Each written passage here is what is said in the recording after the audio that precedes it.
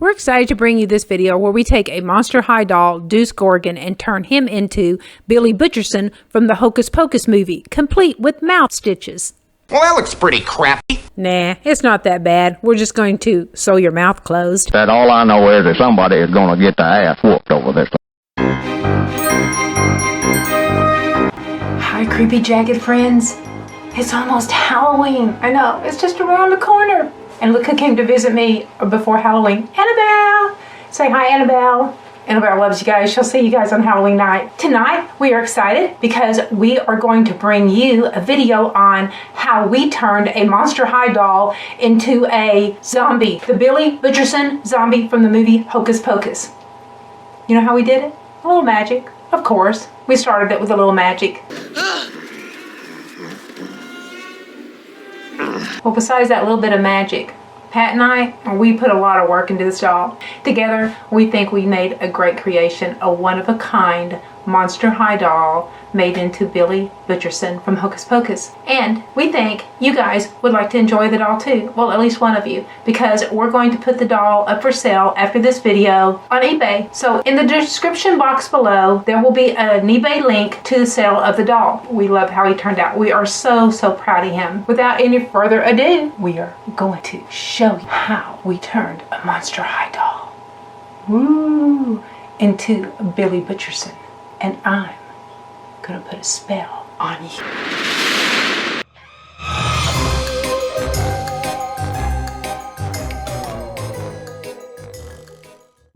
Okay, I'm eager to start this project. Later, I'll be removing the snake cap, but right now I'm going to concentrate on making his clothes. I'm going to save these shoes. I'm going to clean the paint off with acetone, add buckles, and he will get to keep these shoes.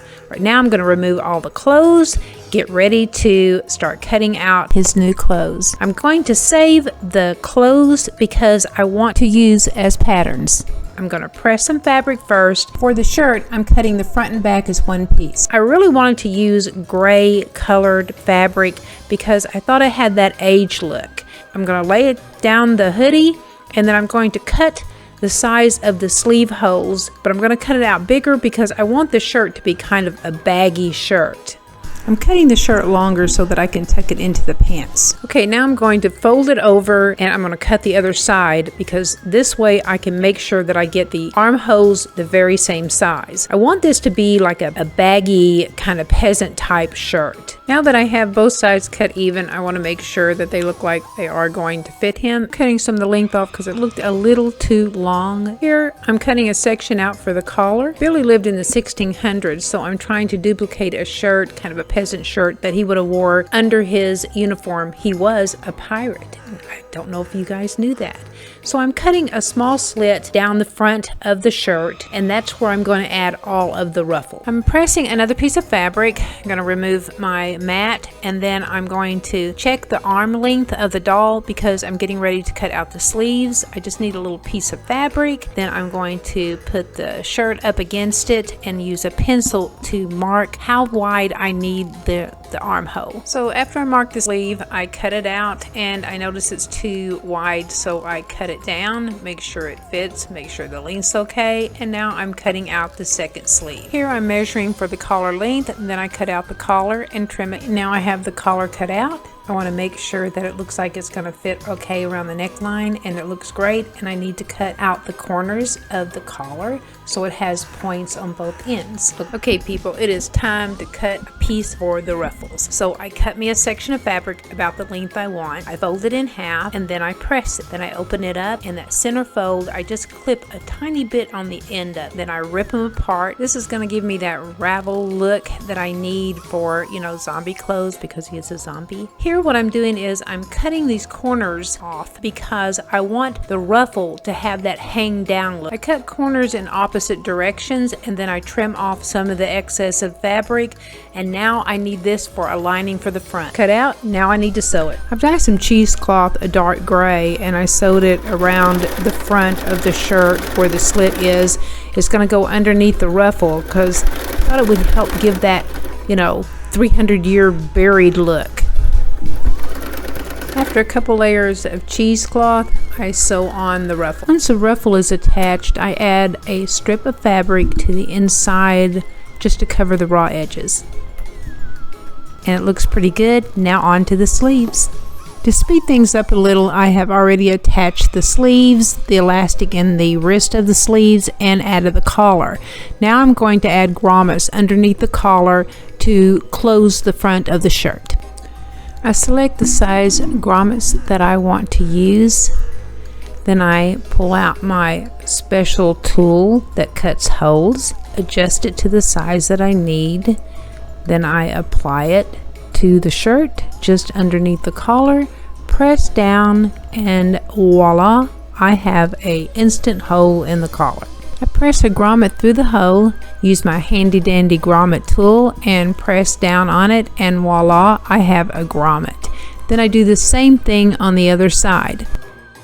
I run a leather cord through the grommet holes, then I trim off the excess of leather, and then the shirt's done.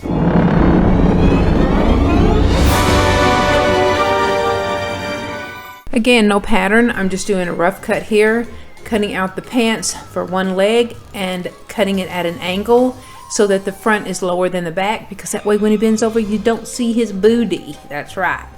Now I'm going to cut a second leg. Then after that, they're ready to go. So we're going to sew the pants. Cut 2 small strips of fabric for the pocket flap. Here I've sewn the crotch seam on the back, stitched the frayed edges, and adding bias tape. I made a wide fold on the legs to give that impression that there is a wide band around the leg. Make sure that the fold is exactly the same on both legs so the length are the same, and then I press it down. I have the waistband sewn on with elastic in the back. I have the pocket flap sewn on, and also I have shortened the legs, added elastic, so the legs are also done. Now to sew up the front inseam, and the pants are done. To get that look of socks for men in the 1600s, I took some old doll socks that I had and I cut them down and then stitched them up the back, and they worked great. Okay, the pants are done. They look good. Pretty happy with them. The socks are all done and the socks fit, the pants fit. Doing good so far. Now I'm going to try the shirt on with the pants and the socks just to get that kind of more outfit look, and it's looking really good front and back. I'm happy with it. Yeah, it's good. Moving on to the jacket.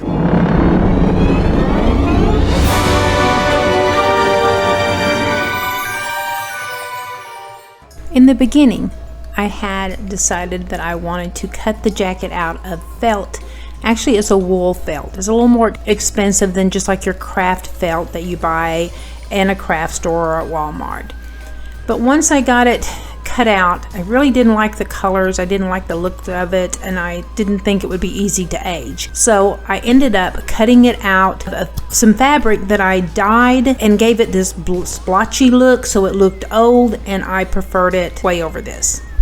1600s pirate and buccaneer jackets alike had these type of buttonholes, and since I had to make them very tiny ones, they are fake ones, I thought you might like to see how little tiny ones are made. I know some of you only want to see the face up, so you'll speed through the sewing, and that's okay. I've decided I want 5 buttonholes to run down the front of the jacket, and I measured them out to be 1 inch apart, so I'm going to mark them.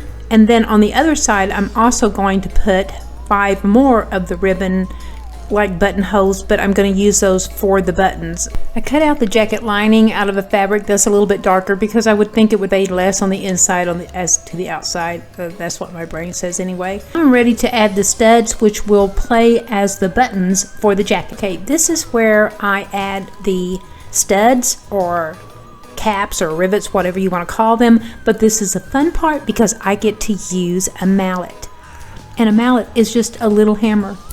Yay! And that's fun. So first I cut the hole using the same tool that I used for the grommets, and then I apply the stud or rivet, whatever you want to call it. Then I don't have a tool that clamps down. I have something even better for this. I have a press setting tool.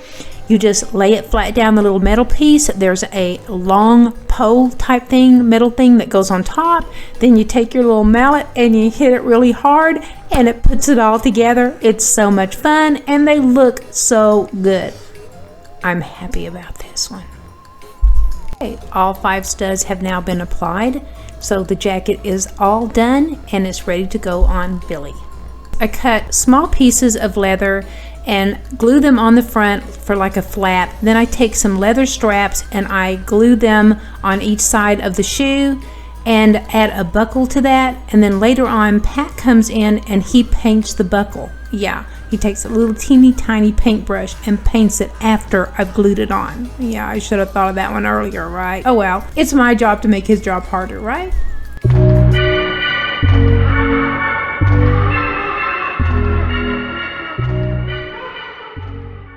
At first, to remove the snake cap, we try a blow dryer and a screwdriver. Like I'm worried that we're going to damage. That's it. That's what I'm afraid of. For fear we were going to damage the doll's head, we were forced to do something that we were not so happy to do. The worst thing you can possibly do to a doll. We were going to place his head in boiling water. Somebody is gonna get their ass whooped over this. He thinks it's kind of relaxing. It's like being in a spa. I don't think this is working.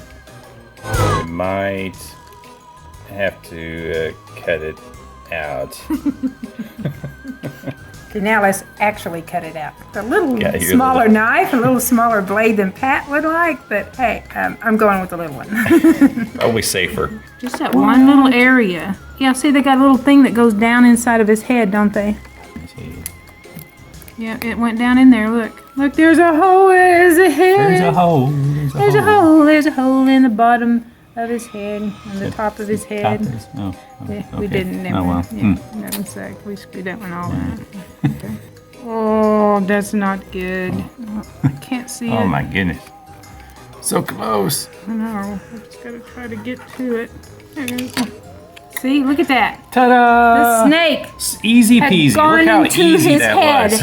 Well, we did a little damage. I'm that's kind of impressed. That might scar. Well, you think that's bad? Look at the earring that was in his head. I mean, my God. Seriously, that's What some in the damage hell? all by itself. They had shoved that sucker down in his brain. That was. This guy is definitely a Worse zombie. than a cochlear So we implant. chose correctly by turning him into Billy Butcherson because he is a zombie.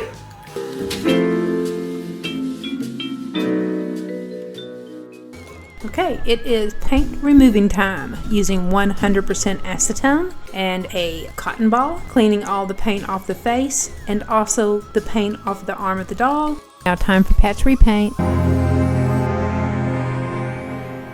Hello, I'm Pat, and I am going to be painting Billy Butcherson's face. Now, this is going to be fun, but before I get started, I wanted to talk about Billy Butcherson's face. He, as you all know, is portrayed by the iconic Doug Jones. Doug Jones is awesome, don't get me started, but whenever I looked at this picture, I thought of someone else. I thought of David Tennant. Not that David Tennant, that David Tennant. I mean, come on. Sorry, David, but you do. Look, tell me what you think in the comments. Look at the eyes, look at the mouth, that chin. He would play a really awesome look-alike on Halloween. Don't you agree? I mean, come on. So he has these stitches, but I know he cuts them away at one point, but I chose to leave the stitches intact. I'm sorry. I know, but this is what I'm going to do. So live with it, or don't live with it because you're dead. But I really want to capture the color, the shape. So one of the issues that I will run into is his face is sunken in because he is dead. He's drying up. I can't add material to give these cheekbones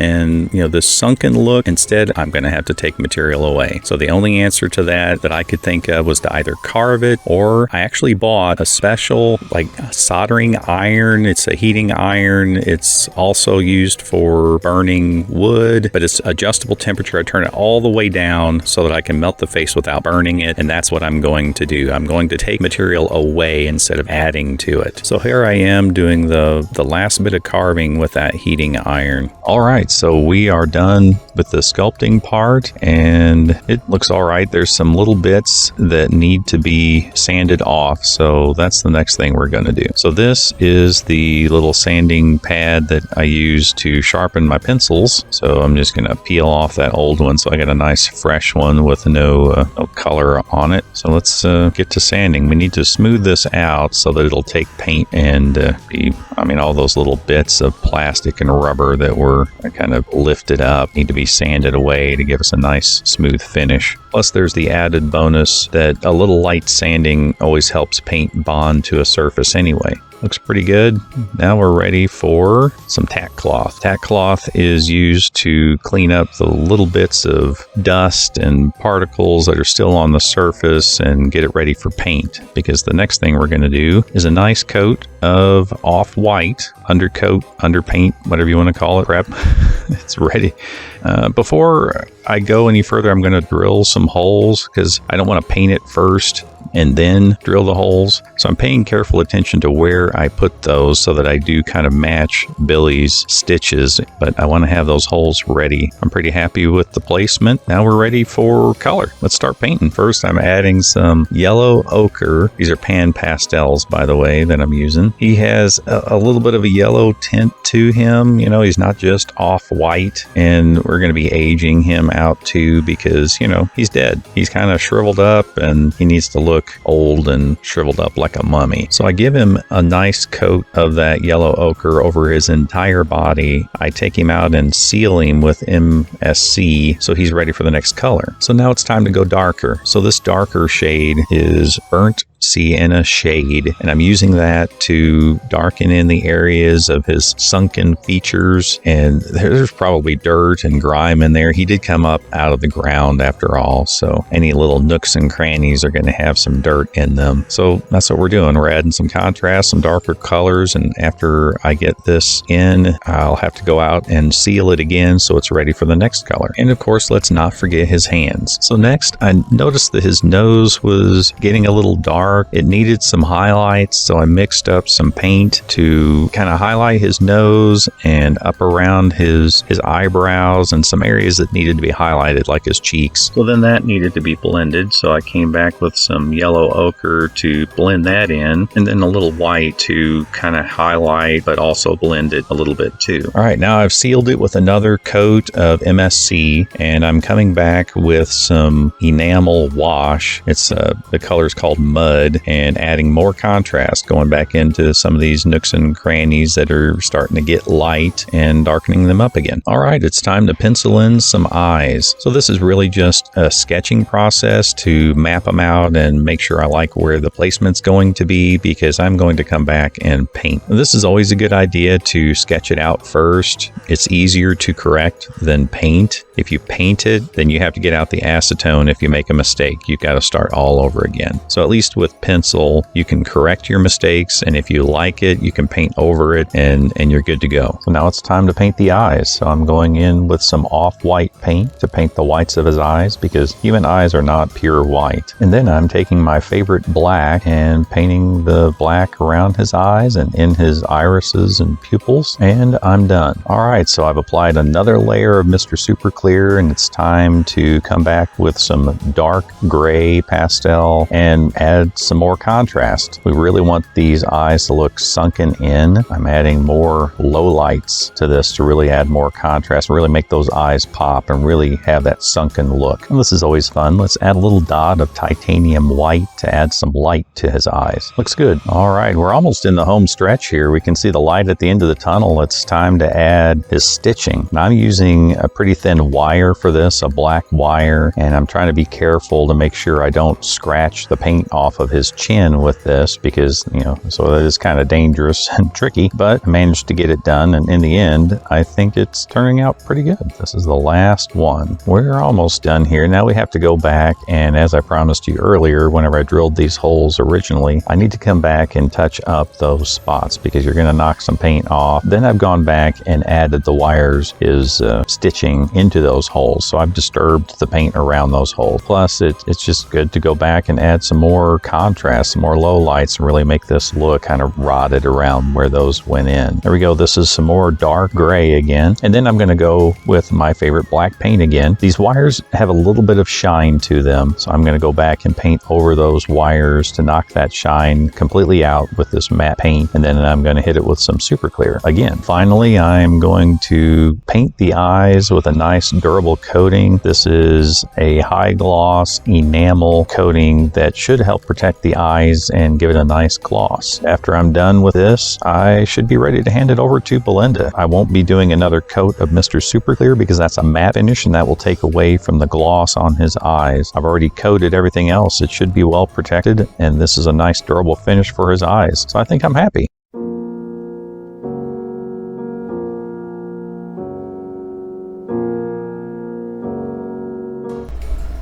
I decided that I was going to use an already made wig. I had one that was from a Live doll that the inside little piece that fit onto the doll's head was broke, but it was too big, so I had to split it down the back, and I'm going to hot glue it together to make it smaller, and then I will hot glue it on his head. Hopefully this is gonna work. Okay, I apply the hot glue to the wig, and then I have to hold it until it's dry. So the question is, how long do I have to stand here and hold this thing? It is still wet, and it may take a little while. Should have thought this one through. 1 hour later. The glue now seems dry. The test is, will it fit the doll? And it looks like it's a perfect fit.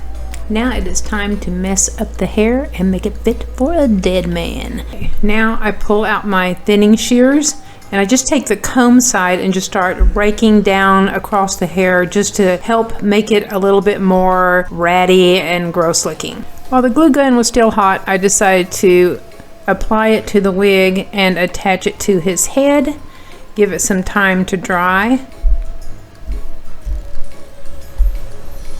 And now he looks like I do when I get up in the mornings. Maybe just a little bit better actually. Here I'm just helping him look a little more like Billy Butcherson. Going to trim his hair on the top, give him some bangs. I'm going to cut all these wild hairs out of the way, and then I'm going to spray him with hairspray, and then he's going to look as much like Billy as he possibly can. And I think it looks great. I am so happy with the wig and how it turned out. Very good. It's a cool wig for a dead zombie. I'm so excited. He is finally all done, and I absolutely love him. Time to put all the clothes on and get him ready to photograph. I am spiffing him all up. He is looking good. I made his jacket sleeves wide enough that it is very easy just to reach in and pull out the sleeves of the shirt. And by the way, I did add ruffle to the shirt later on, and I really liked that because that's what Billy actually has. Anyway, he's done and he's ready for photograph.